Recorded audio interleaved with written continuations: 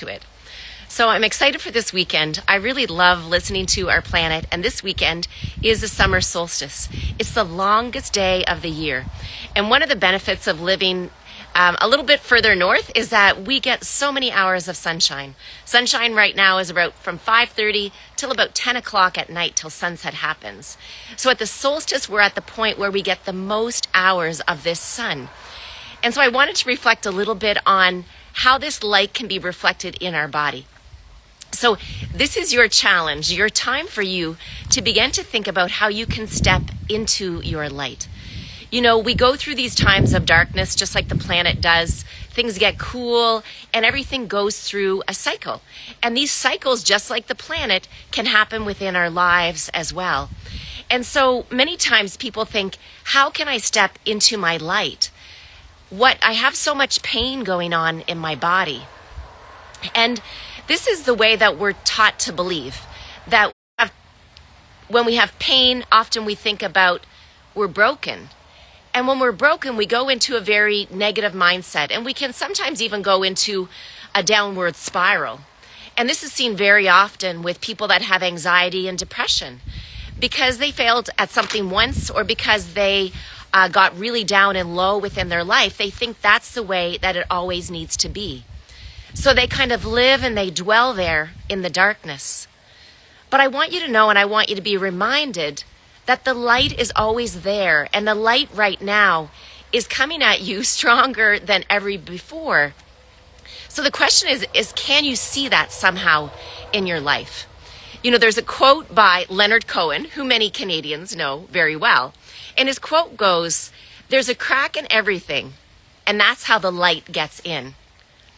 And I love this quote because it really talks a little bit about the perfectionism of our world, the perfectionism of society. And, you know, me too, I struggle with perfectionism. You know, as a doctor, I've been struggling for years to try to do the best thing, to have the exact right treatment for patients. And then for myself, trying to always be and do my best. But because of my many cracks, I've been able to learn and I've been able to grow. And it was at these times where, and at 54, that I learned that perfection is not possible, that doing my best at one moment in time is really what I need to do, because that's living in this present moment. But it's those cracks that I've been through, whether it's been through sickness, whether it's been through emotional turmoil, but those cracks have let me grow. And that's allowed more light to come into me. And so it's really an important thing to start to embrace in your life too, to think about everything that's going on. And don't think of it as, this is a bad thing, this is what happened to me. You know, this is the language we use so much. And I think in healthcare too, we often want to label things. And, you know, the older I get, and after 28 years doing this, I actually don't like to put as many labels and diagnosis on things, because people become very attached to it, and they feel that there's a certain history that goes with it, or, you know, the thoughts that I'm never going to heal. And one of the things that I want you to know is that no diagnosis means that that's the way things need to be. There's always hope, because I've seen this. And this is where these cracks come in, is that whatever you're going through right now, whatever you may be struggling with, maybe it's poor sleep, maybe it's anxiety, maybe it's depression or palpitations or weight gain. But I want you to start to think about, okay, this is what it is. I don't have to dwell on this symptom, but how can I take this crack now and use it to let some light be showing the way? I had a patient just the other day, and they said to me that the open heart surgery was the best thing that ever happened to them. Wow, what a big statement, right? But this individual was going, stressed out at work, stressed with life, and nothing else was slowing them down. Even when they started getting chest pain and shortness of breath, still didn't slow them down. But when the doctor said, we need to do open heart surgery on you, then it slowed them down. It had to slow them down.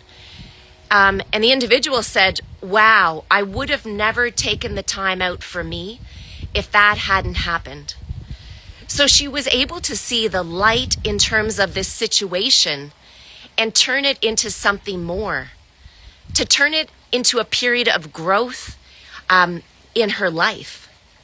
So what can you begin to do? This pain that you're going through right now, is there a way that you can turn it around? Is there a way that you can find a little bit of light in it that can propel you forward? Because one of the things that I want you to understand is that we don't have to stick in the darkness. Even in the winter and the fall, when we live in the darkness in Canada, that's not a way that we need to live.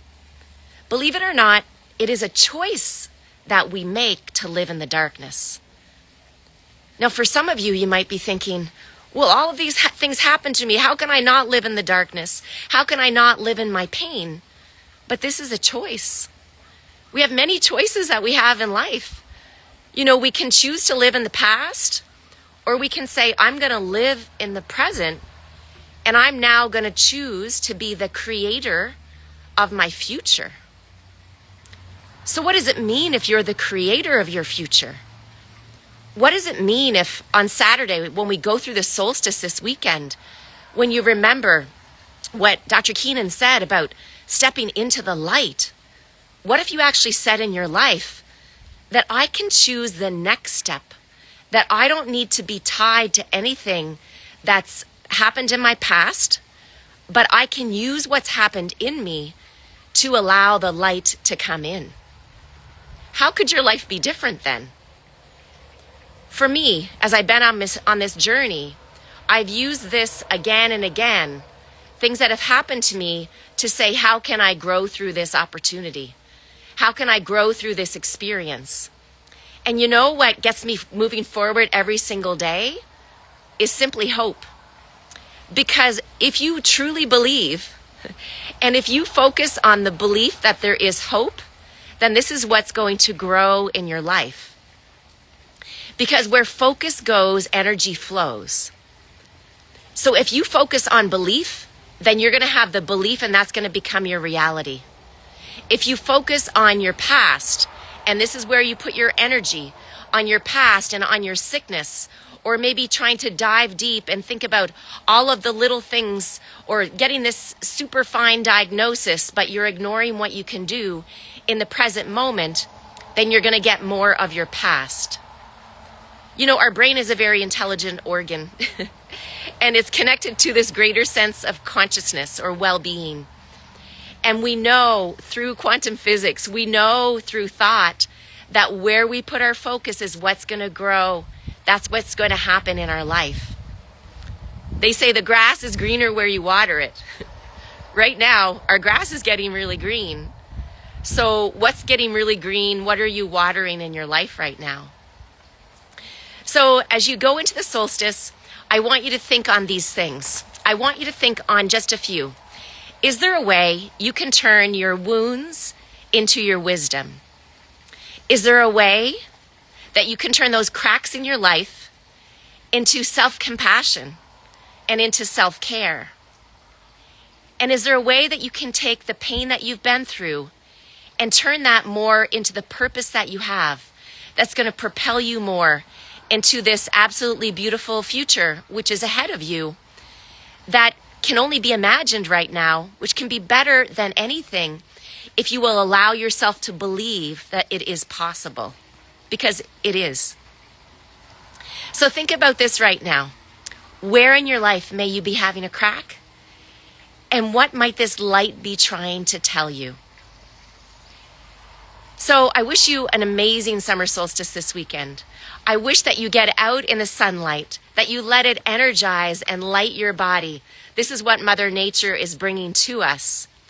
And if you feel you need some more help along this way in through your journey, you know, I've created a wonderful program. It's called The Next Chapter.